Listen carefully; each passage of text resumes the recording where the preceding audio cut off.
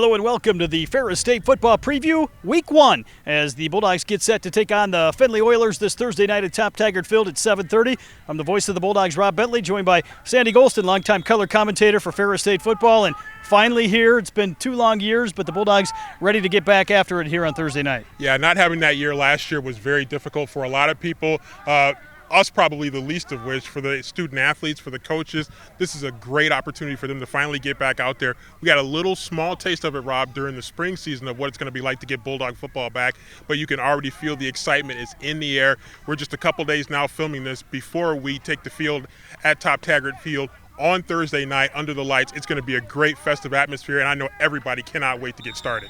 Obviously, we've been out here, had a chance to watch the Bulldogs practice here over the course of the past month, and a lot of a returning experience here on this team from the 2019 National Semifinal squad. Well, I tell you what, you're talking about almost like NFL caliber experience with so many guys coming back. You got 6th, 7th year seniors coming back that have been in the program for a number of years, guys that really know what it takes to be a championship caliber football team. So even missing a year last year, there's still a ton of experience coming back and a ton of guys who are going to be hungry to prove something right here, get Ferris State University football back on the map, back to competing for GLIAC championships and more.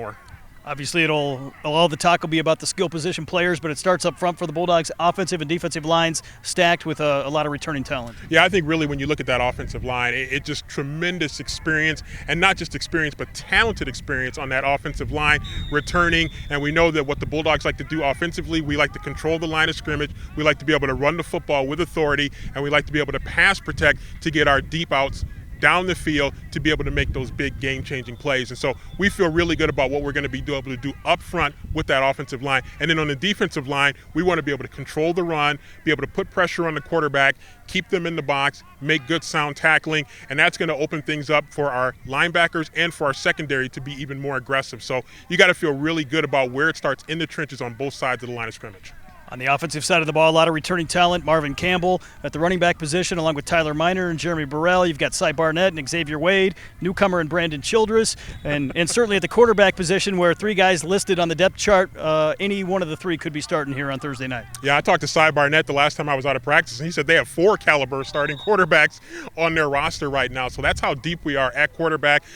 You could go with any of 4 guys that could probably start on many teams across the country. So Bulldogs feel very good about what they have at the starting quarterback position. You mentioned running back. You got not only guys that can really bust it between the tackles, but you also have guys with game-breaking speed. We talk about Marvin Campbell, very good between the tackles. Also the ability to get outside and get downfield. Tyler Miner, he can score a touchdown anytime he touches the football. So Bulldogs have a lot of talent back there at the running back position. And then you look at the wideouts. Maybe the best wideout tandem possibly in the country when you think about Xavier Wade, Cy Barnett out there. So Bulldogs feel really good. Brandon Childress coming in as well.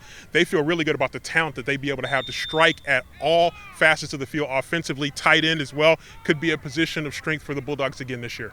Bulldogs preseason number 3 team in most of the NCAA Division II polls, and obviously picked to win the GLIAC for the 3rd consecutive year, but a tough matchup against a very good Findlay team, which we saw come in here in 2019 and take the Bulldogs to a 2-point conversion in the final minute. Yeah, Findlay always a very well-coached team, very disciplined team, very good on both sides of the ball, so there's going to be a lot of talent coming back from Findlay. They do have some youth on that program as well, but always a solid team. Findlay, very well coached, so you know they're going to come in. They're not going to be in all of the atmosphere. It took us right down to a big defensive stop that we had a couple years ago. So you know they're going to be ready to come in here and play.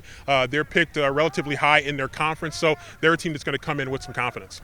Obviously, the Bulldogs come into this contest as the favorite, and certainly some high expectations coming into the year. What will it take to get a big win over Findlay to open up the season? Well, I think we talked a little bit about it. Being able to control the line of scrimmage, I think that's going to be really important. You're breaking in a new quarterback, possibly, or giving a quarterback extended playing time as a starter. Bulldogs probably, you would think, could use more than one quarterback. We've seen them do that in the past, so that would not be a huge surprise. So expect that, and to see if you can minimize your mistakes early and be able to attack downfield. Bulldogs, again, with so many weapons, defenses are going to have to choose how they want to attack and stop that Bulldog powerful offense. So I think the Bulldogs minimizing mistakes, particularly early in the game, getting off to a great start. If the Bulldogs can get off to a great start, Rob, with what should be a tremendous crowd in here coming from Founders Day, making their way over to the stadium, should be a great advantage. So hopefully the Bulldogs can get off to a great start. You mentioned Founders Day, obviously home volleyball, home soccer, a great way to kick off the fall season here for the Bulldogs. Yeah, it's a great way to kick off, I think, for the fans, for those of us behind the scenes. There's a lot going on that we have to tend to,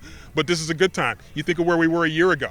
And to see where we are right now, being able to have this kind of competition, being able to have fans in the stands, there's going to be a lot of excitement. And we can't wait to get the fans in the stands, to get that festive atmosphere here at Top Taggart Field, to rock the top, get people going. And you talked about so many sports getting going, soccer, volleyball. It's just going to be a great Thursday to kick off the athletic season here at Ferris State University. We'll have all the live action for you on Sunny 97.3 FM and online at FerrisStateBulldogs.com. Pre-game coverage starting at 7 p.m. Live audio and video webcasts online as well. Should be a fun one between the Bulldogs and Findlay here on Thursday night, the Week 1 contest here for the Ferris State Bulldogs. You can find out more online at FerrisStateBulldogs.com.